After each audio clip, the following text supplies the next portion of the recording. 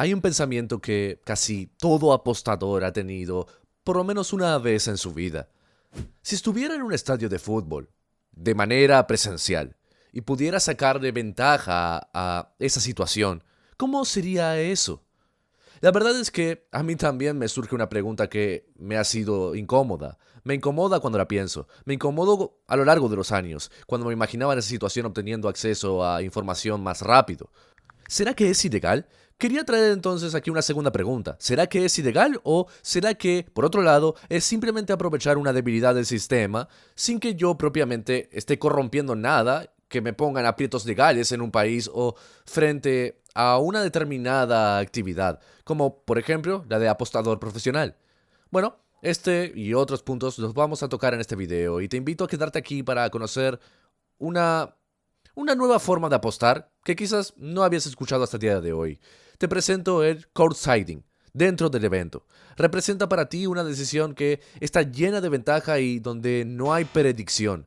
No hay, mira, análisis de fútbol no hay, lectura del partido tampoco. Solo hay la explotación de estar muy cerca del origen de la información en un partido de fútbol, estando presente en el estadio, en un partido de tenis, estando dentro del recinto. A lo largo de este video lo que propongo es analizarlo con bastante rigor. Primera pregunta y la más importante para que tengas contexto. Y al final, ¿qué es el courtsiding? De manera directa, es alguien que está físicamente presente en un evento deportivo y transmite lo que pasa en el campo antes de que esa misma información llegue a los canales de televisión, llegue a las plataformas de apuestas, a los exchanges, pero sobre todo al mercado.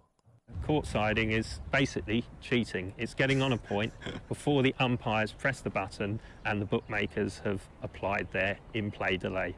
En la práctica no depende del deporte en sí, sino del impacto inmediato que ciertos eventos tienen en las probabilidades. Te traigo aquí ahora a la mesa, por ejemplo, el caso del tenis, donde esto se traduce en saber que un punto fue ganado algunos segundos antes de que una cuota sea ajustada. Imagínate esta situación.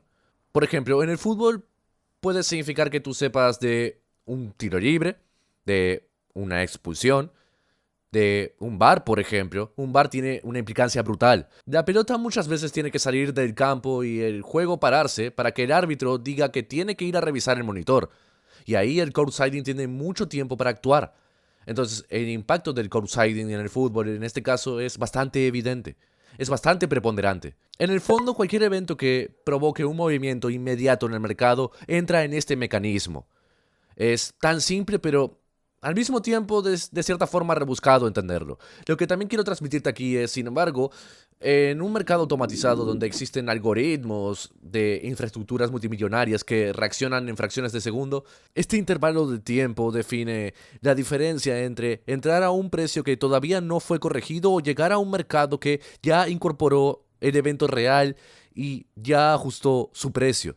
Este tipo de enfoque no se basa, como ya te diste cuenta, en predecir algo. No se basa en modelos estadísticos complejos. No tiene una lectura psicológica ni cualitativa de un partido, sea de fútbol o de cualquier otro deporte. Vuelvo a decirte, el courtsiding está presente en varios recintos donde actúa y funciona en la exploración de la latencia de la información. La ventaja que surge de la velocidad con la que la información es captada y transmitida por una cadena de televisión, por ejemplo, y no de la capacidad de anticipar lo que va a pasar en el partido por parte de ese jugador que está usando el courtsiding. Con todo esto, muchos sesgos de las apuestas deportivas o asociados a estas, o algunos sesgos más tradicionales que terminan siendo asociados al trading y a las apuestas, pierden un poco de relevancia o pierden un poco, digamos, de su romanticismo. La probabilidad implícita, el número que se presenta en la cuota o la interpretación subjetiva de un partido deja de ser el centro de la decisión. Cuando traemos esta posibilidad encima de la mesa, sobre este tema, este video que estamos explorando aquí, lo que importa ahora es el intervalo entre el momento en que ocurre el mundo real, un determinado evento, y el instante en que el sistema reacciona y ajusta el mercado donde estamos todos nosotros, apostadores y traders, esperando los mejores precios disponibles, disputándonos con mucho fervor. Durante mucho tiempo esta práctica fue utilizada por traders profesionales, pero también por grupos organizados en empresas de datos, de forma bastante discreta, sin mucha, en el fondo, exposición pública. Y la ausencia de atención mediática mantuvo el tema en un prisma, en una óptica casi más técnica, hasta un determinado momento en que dejó de ser solo una curiosidad para quienes operaban sobre esto y empezó a exponer una debilidad incómoda en la forma como se construye la percepción de mercado justo. Y es aquí donde entra nuestro personaje principal del día de hoy, que es el caso de Daniel Dobson. Hasta aquí hemos hablado y déjame tomar un poco. Aquí me estoy poniendo un poco intrigado con esta exploración de este concepto y sé que del otro lado algunos de ustedes que no lo conocían también y están queriendo obtener más información. Cuéntame, Abrao, cuéntame un poco más de esto. Y hasta aquí hablamos del concepto de latencia y de ventaja técnica. Pero ahora es un momento en que todo va a salir un poco de ese prisma y va a salir de la teoría y va a chocar entonces con el mundo real. Vamos a traer a este personaje y ponerlo aquí como fuente de problemática. Nosotros, a partir de este momento, dejamos los conceptos y entramos más en los hechos. En un caso que realmente ocurrió y que mostró que el courtsiding puede tener impacto directo en los mercados, en las plataformas, sean casas de apuestas, sean exchange, de trading deportivo, que también va a tener un impacto en los apostadores. Y ahora aquí otro elemento bastante preocupante, digámoslo así, que son los tribunales. Llega el aspecto legal a nuestro video. Enero de 2014. Melbourne, y más precisamente en el Australia Open, uno de los torneos de tenis más grandes del mundo con tribunas llenas de manera tradicional. Transmisión en los canales de televisión más grandes del mundo. Y mercados en vivo a todo vapor, con apostadores ya enfervecidos. En este contexto es que aparece nuestro Daniel Dobson, un joven británico de apenas 22 años de edad, vinculado a un sindicato de apuestas y trabajando para una empresa de datos deportivos con sede en Londres, sentado en las tribunas como cualquier espectador. Pero resulta que no estaba ahí solamente para ver el tenis como un deporte que se aprecia. La policía del estado de Victoria lo acusa entonces de courtsiding, de usar un dispositivo electrónico escondido en la ropa para transmitir en tiempo real la información de cada punto antes de que esa información llegara a los canales de televisión y a los mercados. Qué grande que es nuestro Daniel. Grande este muchacho. La ventaja de su parte era clara. Hasta 10 segundos sobre quién apostaba a través de streams con retraso. Pobrecillos. Y en este momento es que la historia deja de ser técnica y pasa a ser entonces... ¿Recuerdas lo que te dije sobre los tribunales? Entramos ahora al ámbito legal. El pobre Dobson es detenido, llevado a juicio y fue liberado bajo fianza y acusado de un delito grave. Conducta que podría corromper el resultado de apuestas.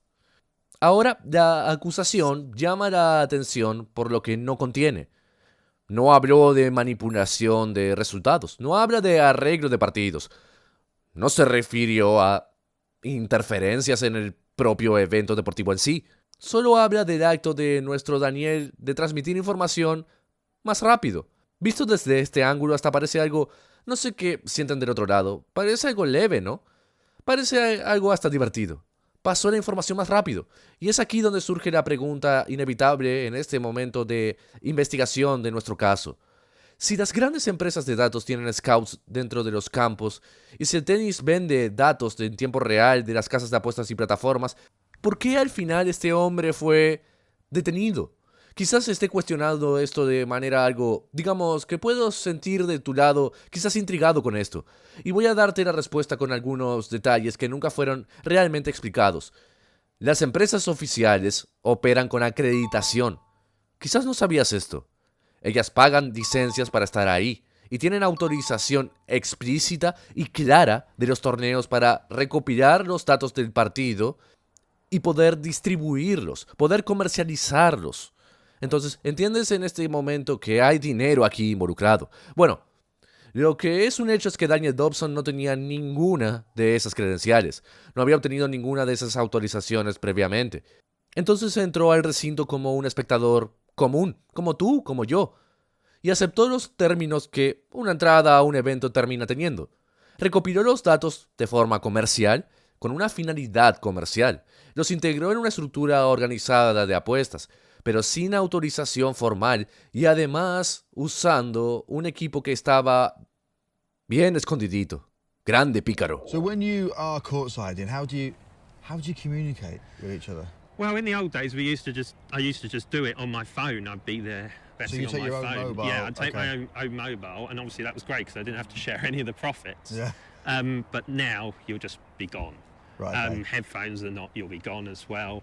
Really? So, 18 months ago, I decided the thing to do was grow my hair, cover my ear, and put the Bluetooth in So and you've grown your hair as a like to basically hide your Bluetooth. hide the Bluetooth. Yes. Oh, wow, that is mad. So- To beat the bookies. El problema nunca fue el punto ni la información en sí, y creo que entiendes este punto de vista. ¿Cuál fue realmente la diferencia? Es operar dentro del sistema que ya existe y está montado, o ir por el camino de nuestro Daniel y operar al margen de toda esta infraestructura que se aprovecha de los números y de los datos involucrados en un evento deportivo. Good morning. What is it that you do? What was your man doing at the Australian Open? What Dan was doing, he was sending back information to our through our models, because what we do is model tennis and try to predict what the betting odds should be on a match, individual match outcome.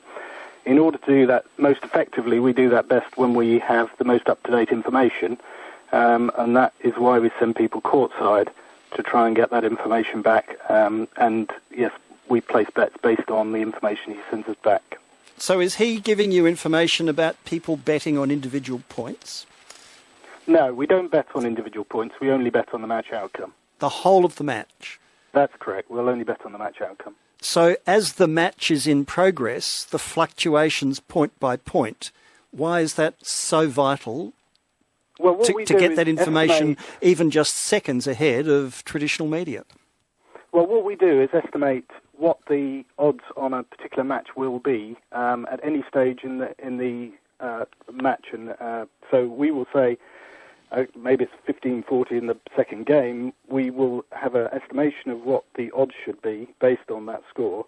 We will then look 1 point ahead and see what it should be if player A wins or player B wins the next point, and then we will try and get to be the first to offer the revised odds when the point has been decided. And by being the first to offer those odds, you get a better chance of being matched on the betting exchanges such as Betfair. Te traigo otra información que es pertinente traer aquí a la mesa en este momento, que es, Abrao, ¿qué empresa es en la que trabaja Daniel? La empresa tiene un nombre, se llama Sporting Data. Y esta misma empresa reaccionó de inmediato cuando se hizo esta acusación y presentó una defensa tan simple como hasta quizás desconcertante, diría yo. Según esta empresa, ninguna ley fue quebrantada en ese momento, ninguna línea fue cruzada de manera ilegal. Lo que en el fondo decían sobre su empleado era que él hacía, en la esencia de la actuación en sí, lo mismo que los árbitros terminan haciendo, que es transmitir información factual sobre lo que ocurre en el campo. Y de nuevo miramos esto y pensamos que quizás se debe apreciar la cosa de esa forma. Mr. High, if your employee Daniel Dobson was doing nothing wrong, why was he operating the equipment that he's alleged to have with him surreptitiously and away from anybody's scrutiny? What we're saying is he was doing nothing illegal. Now, to be fair, and it's something I'm disappointed at, or at least I've got to review in my own mind whether we should have done it or not. We were violating the terms and conditions of the tickets because the terms and conditions of the tickets don't allow you to transmit data from the court side. However, I don't really see why that is, because we're not causing any loss or harm to either to tennis authorities or anyone else, as far as I can see. However, it has been the case. We have had some of our courtside analysts thrown out of other tournaments before. Would it So be we that wanted to be as covert as possible. Would it be that Tennis Australia would require you to pay some sort of access fee or a different form of entry if you're there for commercial purposes rather than as a spectator? They've never suggested that was an available option. In fact, that would be an interesting option for it were it to be available. There's no way we can get hold of this data. Pero te traigo nuevamente una pregunta. Es algo hasta con lógica que no podemos ignorar. ¿Cómo puede enviar información, corromper un resultado si esa información no altera en nada lo que pasa en el partido? Este fue el punto de la defensa sobre la acusación que plantea la empresa. Y si el punto ya fue jugado, si la pelota ya cayó dentro o fuera, ¿dónde está la corrupción? Plantea la empresa. Y es justo ponerse de ese lado. Es justo, es algo válido. También es mi punto de vista. Para quienes estaban en la audiencia y para quienes estaban escuchando la defensa, vieron a la empresa ir más lejos en su defensa y plantear el estado de la situación de esta forma. Si las propias autoridades del tenis venden datos en tiempo real a empresas de casas de apuestas, ¿por qué alguien vinculado al sindicato de apuestas, pero operando de manera manual, pasa a ser tratado como un criminal? ¿Por qué nuestro empleado es puesto en esa posición cuando ya alguien ejerce ese tipo de actuación? Y seguimos sin tener mucho para ir en contra de este posicionamiento de esta empresa, Sporting Data. Es en este punto que el caso, en el fondo, deja de ser solo sobre apuestas y pasa a ser sobre el límite de este sistema. El tribunal, en el fondo, no estaba juzgando a un apostador aislado. Estaba tratando de definir dónde termina la eficiencia del mercado y dónde empieza la amenaza a la integridad de ese ecosistema en el que todos estamos involucrados. Este episodio no resolvió este debate, solo sirvió para abrirlo de una manera más amplia. Levantó una pregunta que sigue abierta hasta el día de hoy. ¿Y cuándo deja de ser legítimo el hecho de la ventaja informacional?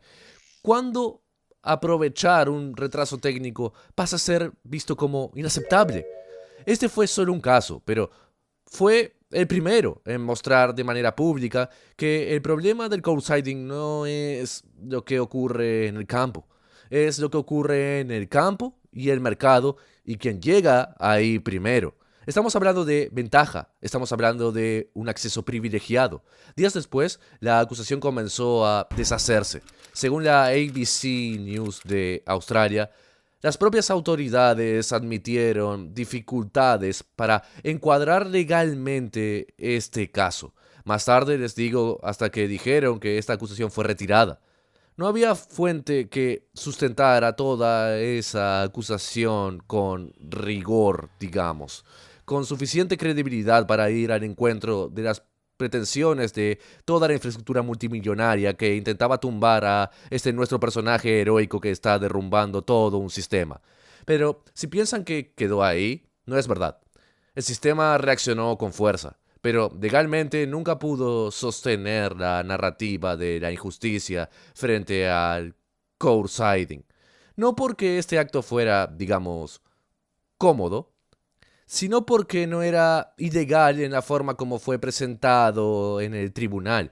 Y es aquí donde esta historia deja de ser solo sobre tenis y pasa a ser sobre mercados, información, poder y control.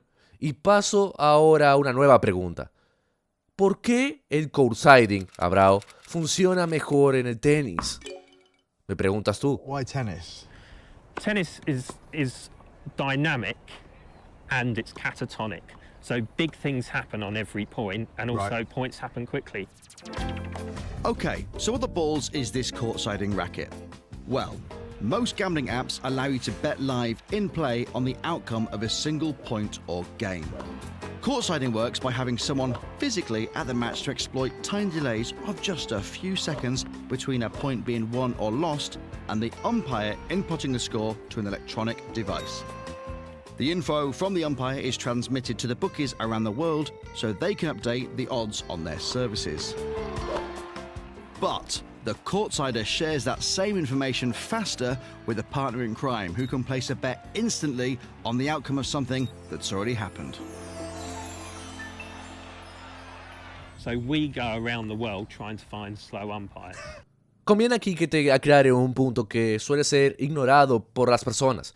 Para las personas que incluso hablan sobre este tema, que es el courtsiding, no se manifiesta de la misma forma en todos los deportes. Y no es por casualidad que casi todos los casos relevantes que involucran el courtsiding involucraron partidos de tenis, tenistas y en este deporte en general.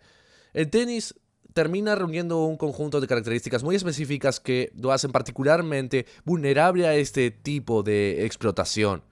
Se trata de un deporte que es extremadamente discreto en términos de eventos. No tiene una exposición pública y global de la forma en que la tiene el fútbol, por ejemplo.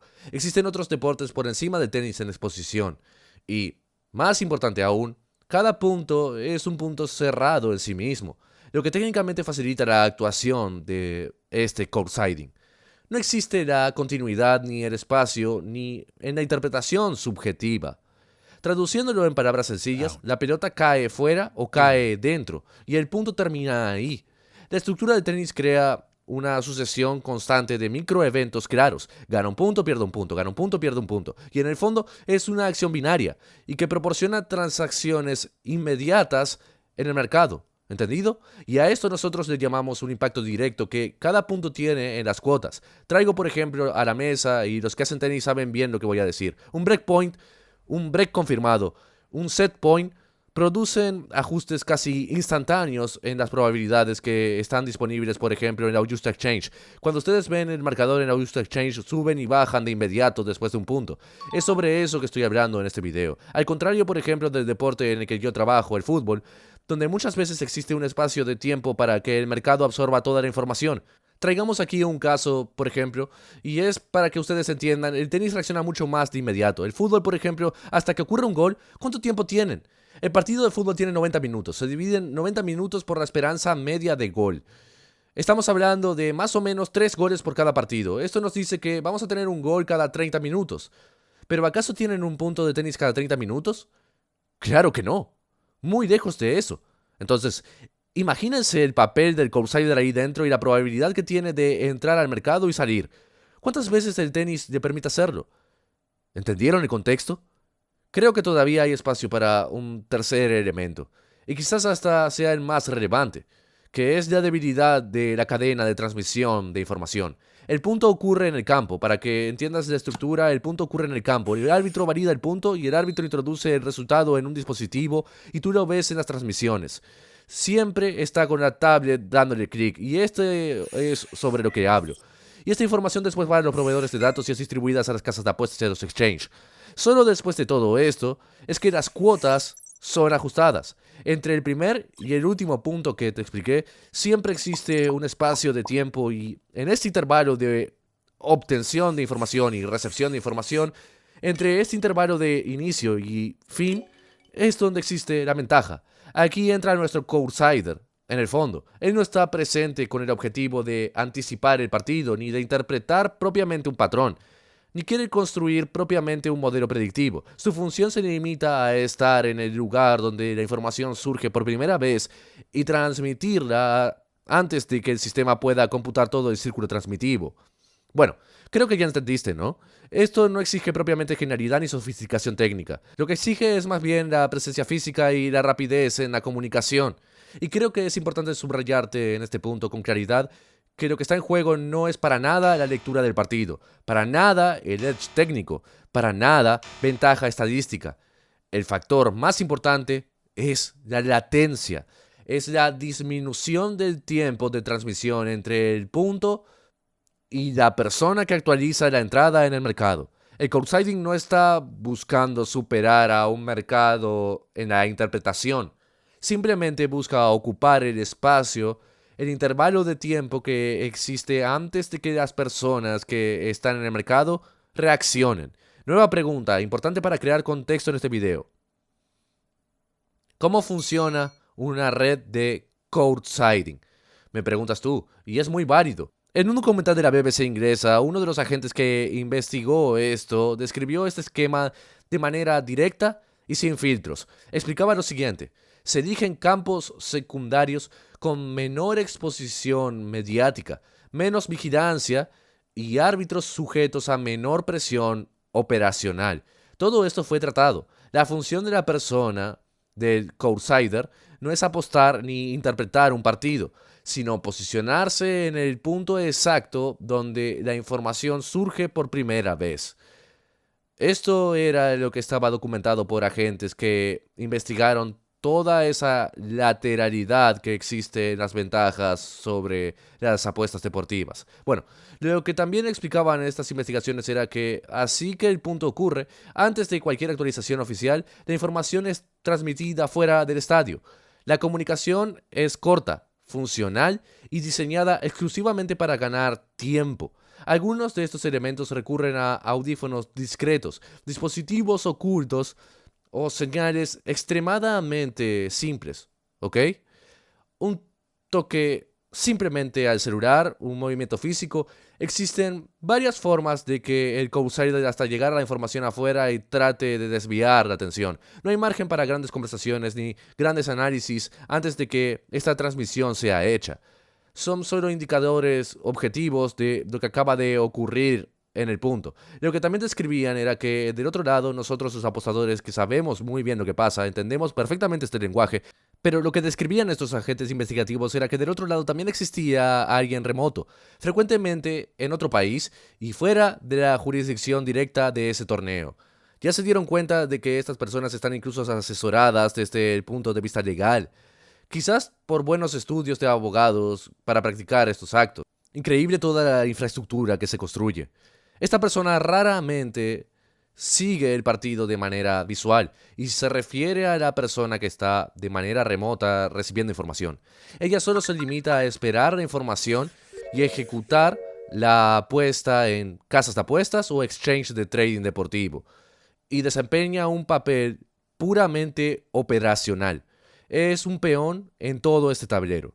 Él recibe la señal y ejecuta antes de que el mercado suspenda o antes de que exista un ajuste de cuota por parte de otros apostadores con retraso en la obtención de esta misma información. Hello. What are you watching? 1 second.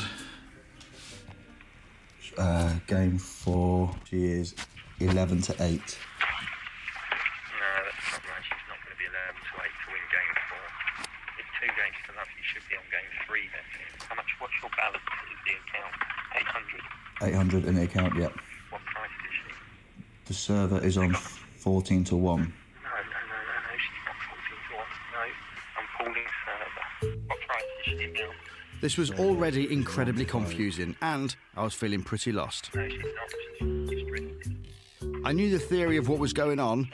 Joe was telling me to bet on the player serving or the player returning the ball. And I had to get the bet on before the umpire called the point. 1 to 5. But doing all that under time pressure was a different story. Returner 1 to 12. Ah. I didn't have it in, sorry. Calling server. Sorry, 1 second. It was impossible to keep up with what Joe was saying or even what game he was watching. We need to get into the routine. You need to be saying to me, okay, game 3, calling Lovell, calling server, and then I go, yes, and then you go, we're not on, 15 love, calling server again. So when I say calling the server, what does that like?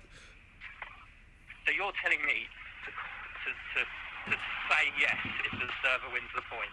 Yeah. So we're going into the 8th, yeah? Yeah, I'm calling server. Okay, you can only have £500. I'm calling server. Yes. It's suspended. Okay. We're going to What, 7? 900 on the server. 900 on the server. 1 to 2. Get on this, we win 400 now.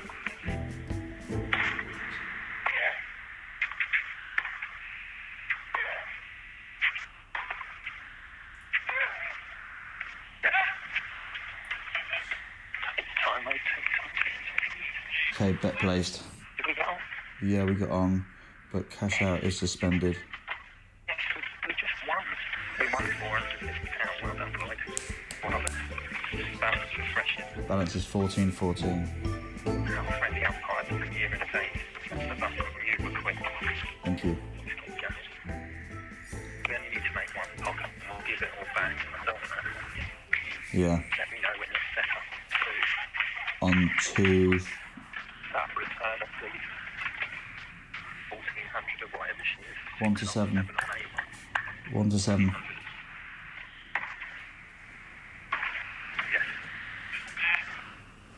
We're on this as well, but we're on. We're on. Okay, let's refresh and balance. Refresh and balance.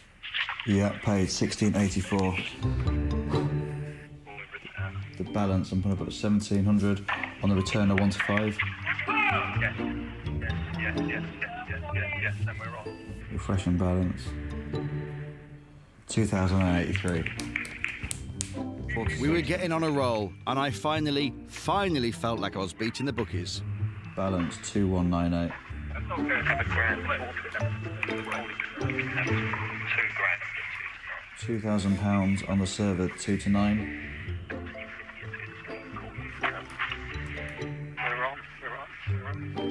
Refreshing the balance, 1 second. Okay, in the pot is £2,698. Calling server, Danila 5 to 6. What stake? £2,800. £2,500 on 1 to 5. Yes. Come on. Hasn't come through yet. I'm getting really nervous. It's come through. £3,331. Joe, you're an absolute legend. Mate, Thanks very much, Lloyd. Well done. I was good though, wasn't I? You were actually, considering you were actually shocking at the start, and I was thinking about going mental. You were fantastic. Thank you, Joe. It means the world.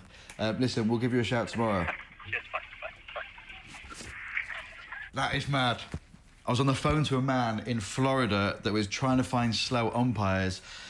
Found slow umpires. We started off with 800 quid. We've got £3,331. That is insane.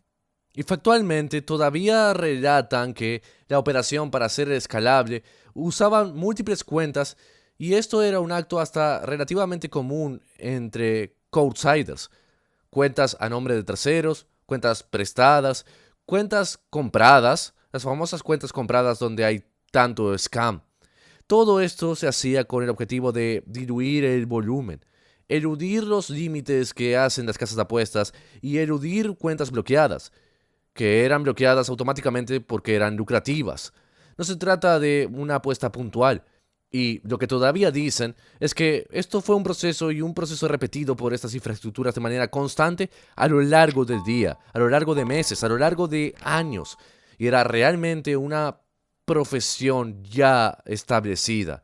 Los investigadores forenses sobre estos courtsiders lograron percibir que estas redes no se fijaban sobre un único torneo ni un único país.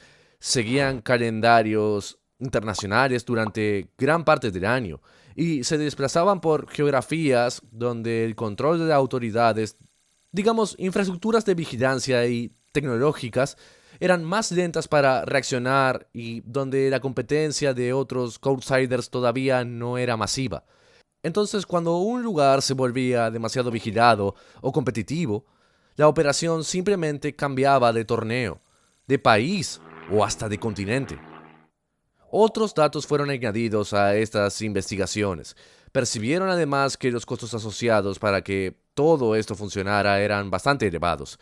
Incluían viajes frecuentes, caros, alojamientos, por lo general en lugares privilegiados también, equipos de última generación y además la división de ganancias entre varios jugadores, varios socios que conformaban estas infraestructuras, que recogían esta información y ejecutaban con ventaja clara. Aún así, lo que percibían es que este sistema seguía funcionando, y los valores que se invierten para que todo esto funcione se vuelven irrelevantes ante las rentabilidades obtenidas. Esto no es todo por una apuesta aislada, sino por una acumulación continua de pequeñas, medianas y grandes ganancias, burlando en el fondo al sistema o aprovechando estos intervalos de tiempo de manera legítima. ¿Quién sabe? Percibieron además que detrás de estos operacionales no estaban por lo general analistas ni traders. Percibieron simplemente que eran personas formadas y contratadas, en el fondo para especializarse en el aprovechamiento de la vulnerabilidad que existía en el flujo de información y aprovecharla mientras todo esto estuviera disponible y accesible para ser practicado. Llegamos ahora a un punto de nuestro video donde entendemos que quizás no. La igualdad y falta de mi punto de vista, ya no de la persona que está relatando esa historia, sino del trader profesional, el apostador profesional, de la persona que vive de los ingresos de apuestas deportivas. Creo que llegamos ahora aquí a este punto del video a una conclusión que quizás la ilusión de igualdad en el trading en vivo es una verdad donde quizás el contraste con un trader común se vuelve evidente cuando se observa la posición que cada uno ocupa en el flujo de la información. Y trayendo estas redes que operan desde un punto donde el evento ocurre, el trader promedio, nosotros por lo general, estamos en la casa siguiendo nuestro partido en nuestra computadora o a través de streams, con algún retraso en relación a lo que está realmente ocurriendo en ese momento. ¿Y cuántos de nosotros están convencidos de que se está actuando en un mercado equilibrado, con total ingenuidad? Nos enseñan y nosotros que terminamos por aprender a actuar con ventaja de metodologías en los mercados, terminamos asociando las ganancias y las pérdidas como consecuencia directa de nuestras buenas lecturas del partido, de nuestra disciplina emocional, de nuestra estrategia que utilizamos y no nos damos cuenta de que nosotros entramos muchas veces sistemáticamente detrás de la información que es captada, distribuida e incorporada. Después hasta en un precio donde existen muchas personas que están constantemente por delante de nosotros con ventaja de EV. No por capacidad técnica, sino por capacidad logística y tecnológica, digámoslo así. Nosotros como traders comunes nos hemos acostumbrado ya a analizar patrones. Tratamos de anticiparnos a movimientos del mercado, reaccionamos, ¿no?, a cuotas que reflejan eventos que ya están ocurriendo en el campo. Y cuando el mercado suspende el punto que ya fue jugado, para quienes hacen tenis, la pelota ya está. Para quienes hacen fútbol, el jugador ya fue expulsado. Cuando la cuota termina ajustándose, la ventaja asociada a ese evento, nosotros ya entendemos, con este caso de los outsiders, ella ya fue aprovechada por quien estaba presente o vinculado al origen de esa información. Entonces, la decisión del trader ocurre cuando el mercado ya, algunos jugadores que están en el mercado ya procesaron de hecho el evento real. Es aquí donde entendemos que la diferencia de posición genera una posición, digamos que, distorsionada del factor competencia. O mejor explicado, creo que muchos de nosotros terminamos teniendo distorsionada realmente hasta la evaluación del edge de nuestras estrategias. Porque ¿cuántos de nosotros terminamos realmente poniendo el factor coinsider dentro del cálculo de EV de un trade? ¿Cuántos de nosotros hace ese ejercicio? Quizás estamos tan en piloto automático que en los mercados que rara vez lo hacemos. Pero existen, y te traigo en este video y en esta investigación para que entiendas que este factor existe en nuestro mercado, existe en nuestras opiniones diarias. El trader mayormente está creyendo constantemente que compite con otros participantes similares, iguales en las ventajas, cuando en realidad siempre terminamos disputando esta ventaja con otros operadores que actúan en otro tipo de capa del mercado, otro tipo de capa del sistema. El partido que yo visualizo a través de determinados streams no es el partido. Por ejemplo, y no necesitamos traer al co-user, traemos a otro trader. No es el partido que otro trader está viendo en otro stream que está por delante mío. A veces traemos la apreciación desde una base más cualitativa de trader a la receta de la calidad del trade que realizamos en el mercado. Y hay muchos otros factores que terminan mezclándose aquí por el medio, que desvirtúan, que distorsionan un poco lo que es realmente la calidad que diferencia a los traders de los demás. Claro, me dirás, ok, Abrao, pero ¿acaso piensan que están viendo un partido por la radio? ¿No obtienen ventaja respecto a los otros traders? ¿Esos traders no están teniendo una ventaja técnica? Sí lo están. Es verdad, es posible que añadas ventaja al ver un partido más rápido, al escuchar una información más rápida por la radio. Eso te da pocitos de EV positivo y tu trade pasa a ser de EV positivo a EV positivo positivo o EV positivo positivo positivo. Pero también existe el opuesto. Y te enfrentas del otro lado de la moneda sin darte cuenta.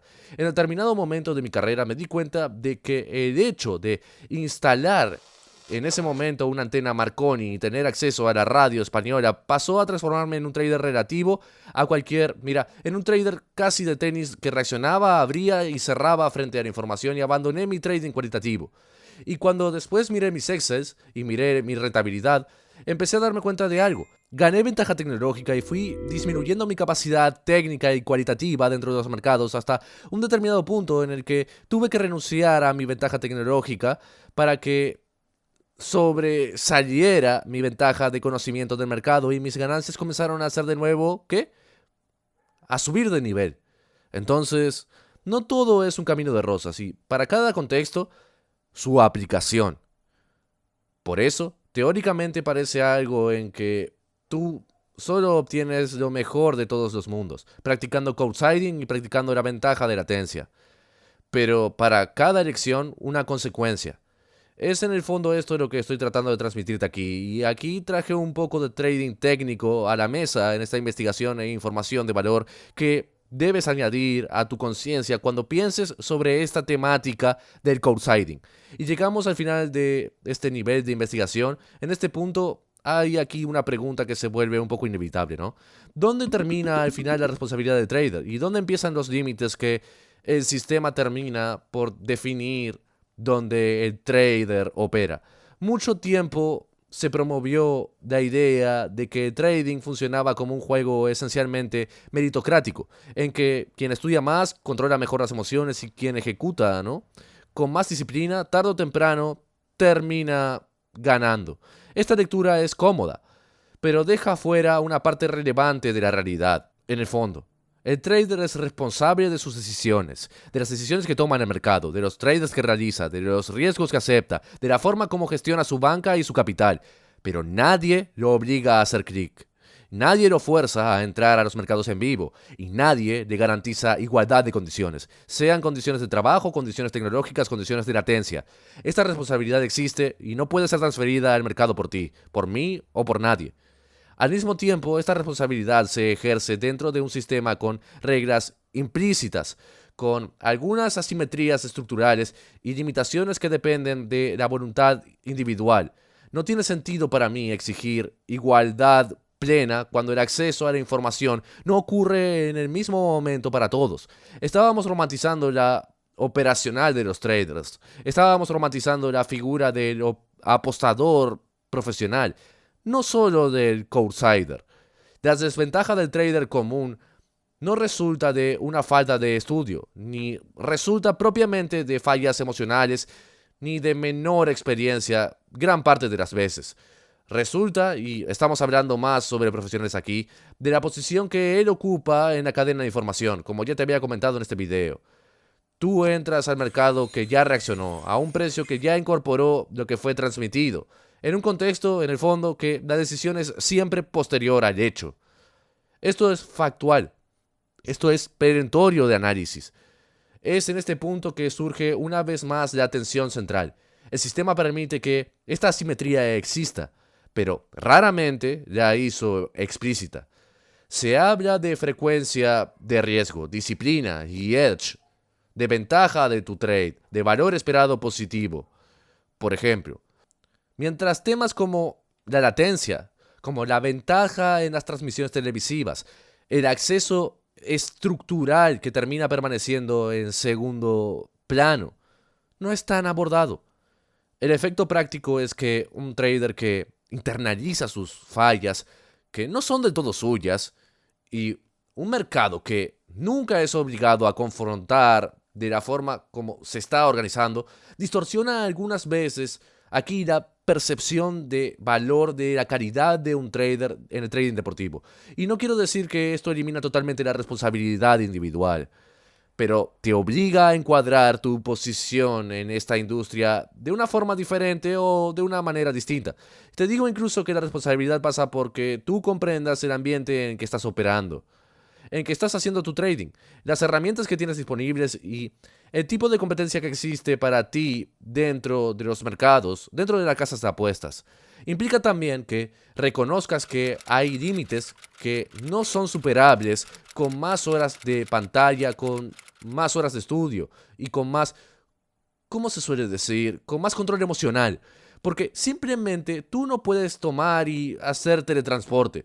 Tú no tienes condiciones, tienes acceso, tienes presupuesto disponible para instalar el software, tienes presupuesto disponible para colocar una banca inicial, pero no tienes presupuesto disponible, no tienes margen, no tienes comodidad financiera para poder tomar un avión e irte a Australia, alquilar un hotel cerca del Australia Open o ir al campo para sacar ventaja.